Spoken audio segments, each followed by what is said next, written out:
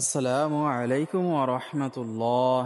সুপ্রিয় দর্শক, আসরের নামাজের পর যদি কোনো ব্যক্তি ২১ বার এই ইস্তেগফারটি পাঠ করে, আল্লাহ তাআলা তাকে ১৩টি পুরস্কার দান করবে।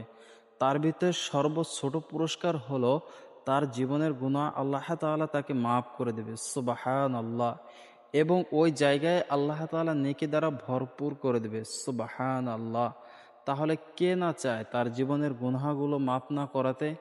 আমি জানি সুপ্রিয় দর্শক, আত্মারা আল্লাহ এবং আল্লাহ রসুলকে ভালোবাসেন, আত্মারা আত্মাদের গুনাহকে মাফ করাতে চান। তাহলে ভিডিওটা সম্পূর্ণ মনোযোগ দিয়ে দেখবেন ইনশাআল্লাহ।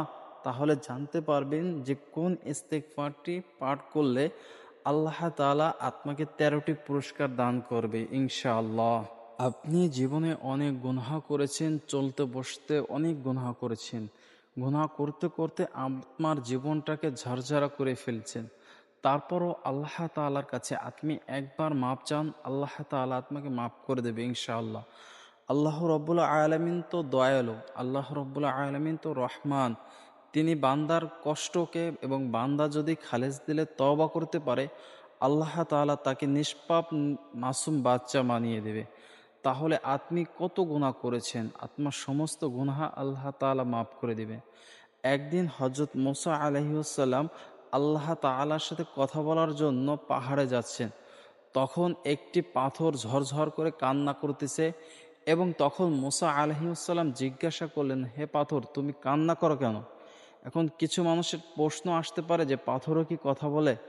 আল্লাহ তাআলা চাইলে সমস্ত কিছু কথা বলে, আবার আল্লাহ তাআলা না চাইলে কোনো কিছুই কথা বলে না। তখন ওই পাথরটি বললে, আমি শুনেছি যে জাহান্নামের আগুন নাকি পাথর এবং মানুষের দ্বারা দেয়া হবে এবং জাহান্নামের জ্বালানি নাকি মানুষ এবং পাথর হবে। তাই জন্য আমি ভয়ে কান্না করতেছি। তুমি তো আল্লাহর নবী, তুমি তো আল্লাহ তাআলার সাথে কথা বলো, তাহলে আমার জন্য আল্লাহ তাআলার কাছে একটু দোয়া করবে। তখন মুসা আলাইহিস সালাম পাহাড়ে গেছেন আল্লাহ তাআলার সাথে কথা বলার জন্য। আল্লাহ তাআলা তো অন্তর্যামী, তিনি অন্তর খবর জানেন। তখন আল্লাহ তাআলার সাথে মুসা আলাইহিস সালাম কথা বলার পর ফেরার পথে আল্লাহ তাআলা বললেন, হে মুসা, তোমাকে না কোনো একটি পাথর বলছিল আমার সম্পর্কে কিছু? তখন মুসা আলাইহিস সালাম বলেন যে আমি তো ভুলে গেছিলাম। হ্যাঁ, একটি পাথর বলছিল তাহাকে যেন মাফ করে দেওয়া হয়, সে অঝরে কান্না করছে। তখন আল্লাহ তাআলা বলেন, যাও তাকে বলো যে আমি তাহাকে মাফ করে দিয়েছি।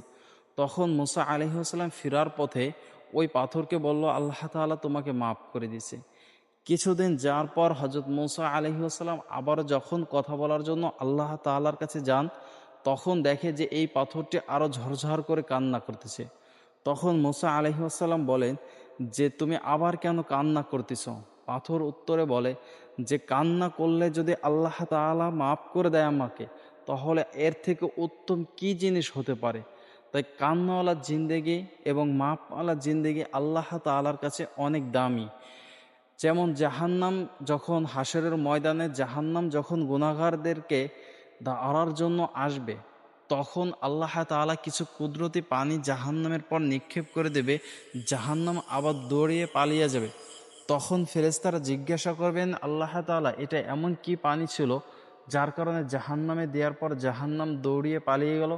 আল্লাহ তাআলা তখন বলবে যে দুনিয়ার বুকে কিছু গুনাহগার বান্দা এবং বান্দি ছিল যারা গুনাহ করার পর আমার কাছে মাপ চাইছে এবং ওই চোখের পানি আজকে জাহান্নামের পর দেওয়ার কারণে জাহান্নাম দৌড়িয়ে পালিয়ে গেল। ঠিক তেমনি আমার আত্মার জীবনে যতই গুনাহ করছি না কেন, আপনি যদি মাপ না চাই, আল্লাহ তাআলা কখনোই মাপ করবেন না। আর কান্নাওয়ালা চক্ষু আল্লাহ তাআলার কাছে অনেক দামি। হযরত ওমর রাদিয়াল্লাহু তাআলা আনহু একদিন ঈদের দিনে কান্না করতেছেন।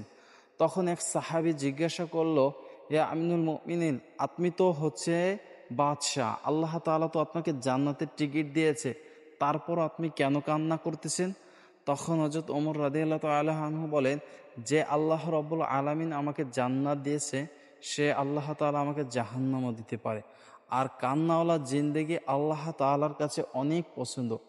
আল্লাহ রসুল সাল্লাল্লাহু আলাইহি ওয়াসাল্লাম বলেছেন, যদি কোনো বান্দা বা কোনো বান্দি যদি আল্লাহ তাআলার কাছে তার তওবাকে স্বীকারোক্তি করে কান্না করে, চোখের পানি মাটিতে পড়ার আগ মুহূর্তে আল্লাহ তাআলা তাকে মাফ করে দিবে। তাহলে ভাবুন তো, যে চক্ষুওয়ালা কান্নাওয়ালা চক্ষু আল্লাহ তাআলার কাছে কতটা দামি। যেমন করে দুনিয়ার আগুন নেভানোর জন্য পানির প্রয়োজন হয়, ঠিক তেমন করেই আত্মার জাহান্নামের আগুনকে নেভানোর জন্য আপনার চোখের পানির প্রয়োজন। তাই আমরা আজকে জানবো কি এমন ইস্তেগফারটি যা ২১ বার আসরের পর পড়লে আল্লাহ তাআলা আত্মাকে নিষ্পাপ বানিয়ে দিবে। এই আমলটি করার জন্য সর্বপ্রথম আত্মাকে পবিত্রতা অর্জন করতে হবে। আপনি যদি পবিত্রতাই অর্জন না করেন তাহলে আপনি আমলটি করতে পারবেন না। আল্লাহ রসুল সাল্লাল্লাহু আলাইহি ওয়াসাল্লাম বলেন যে পবিত্রতাই হচ্ছে একটি ঈমানের অঙ্গ। আপনি যখন পবিত্রতা হবেন অর্থাৎ অজু করবেন, সুন্দর রূপে অজু করার পর ওই স্থানে বসে থাকবেন, অর্থাৎ আসরের নামাজের পর ওই স্থানে পবিত্র স্থানে বসে থাকবেন কিছুটা সময়। আমলটা করার জন্য সর্বোচ্চ 5 মিনিটের প্রয়োজন হয়। ওই 5টা মিনিট খুবই মনোযোগ সহকারে ধ্যানে বসে আল্লাহ তাআলার ফিকির করবেন, তখনই আমলটা করবেন। আমলটা করার শুরুতেই সর্বপ্রথম আল্লাহ রসুল সাল্লাল্লাহু আলাইহি ওয়াসাল্লামের প্রতি 7 বার দুরূদ শরীফ পড়বেন। আপনি যে দুরূদ শরীফটাই পারেন সেটাই পড়তে পারেন, যে কোনো দুরূদটা হোক, সেটা ছোট বা বড়। সবচেয়ে ছোট দুরূদ শরীফ হলো সাল্লাল্লাহু আলাইহি ওয়াসাল্লাম। এই দুরূদটা আপনি খুবই মনোযোগের সহকারে 7 বার পাঠ করবেন। তারপর যে আমলটি করবেন এই আমলটি হলো 21 বার করবেন।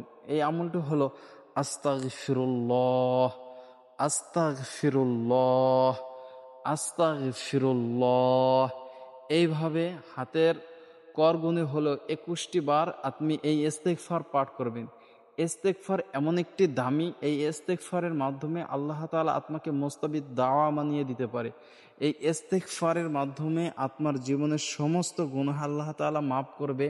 আপনার জীবনে যত কিছু প্রয়োজন হবে আল্লাহ তাআলা সেই প্রয়োজনকে মিটিয়ে দেবে।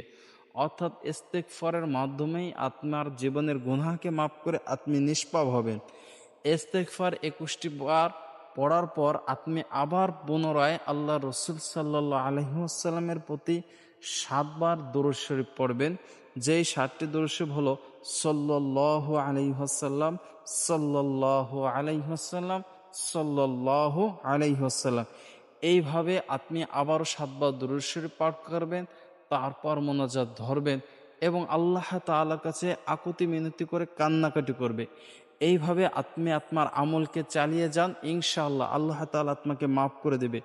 এবং এই আমলটি মনে প্রত্যেকটি দিনই ভাই জানতে পারে, করতে পারে এবং সকলের মাধ্যমে আপনারা ছড়িয়ে দেবেন ভিডিওতে একটি লাইক, একটি কমেন্ট করে, যাতে করে আমি আমার তরফ থেকে যতটুকু জানছি আপনাদেরকে জানানোর চেষ্টা করেছি, যাতে করে আপনারাও জানেন এবং অন্যদেরকেও জানানোর চেষ্টা করবেন ইনশাআল্লাহ, যাতে করে প্রত্যেকটি দিনই ভাই ও মুসলমান এই আমলের কথা জানে এবং প্রত্যেকটি দিনে ভাই ও মুসলমান যেন এই আমলটি করতে পারে ইনশাআল্লাহ।